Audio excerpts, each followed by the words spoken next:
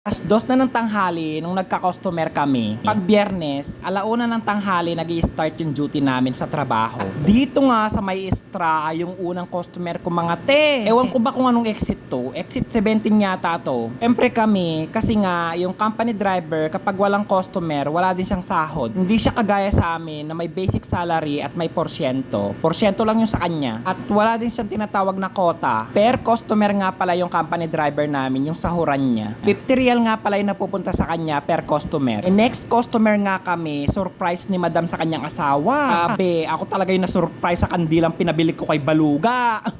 Hindi pa kami nakakarating sa customer, natunaw. Binilad niya sa araw yung kandila. Ang design niyan, grabe natunaw talaga yung kandila. Ang susunod naming customer dito sa bandang Boulevard 2030. Yan nga yung best friend ko si King Kong, nandyan siya, binisita ko mga te. Sobrang ganda pala ng view dito kapag gabi. Balik tayo sa topic ng sahod ni Baluga. 50 real nga yung napupunta sa kanya per customer. Pero napakaswerte niya sa akin kasi totally package talaga ako mga te.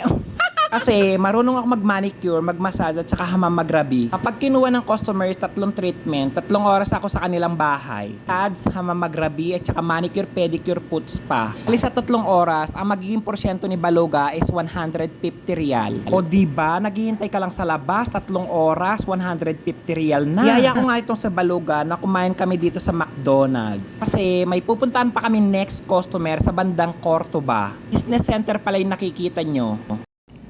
1:00 na ng madaling araw. Ay, grabe. Kakatapos ko lang sa trabaho. Ito yung pinaka-last kong customer. Dito yung bahay niya.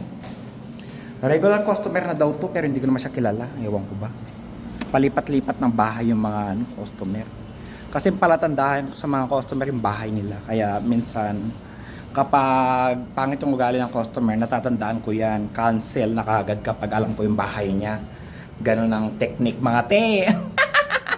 Ganyan. Tapos, yung driver ko, inihintay ako banda doon na yun siya. Ayan. Yan yung dala-dala ko ngayon. Ayaw ng customer ng massage bed, kaya hindi ko siya dinala. At saka sobrang bigat ng massage bed ko, 15 kilos. Ayan yung driver ko. Ayan siya, naghihintay siya dyan. Siya.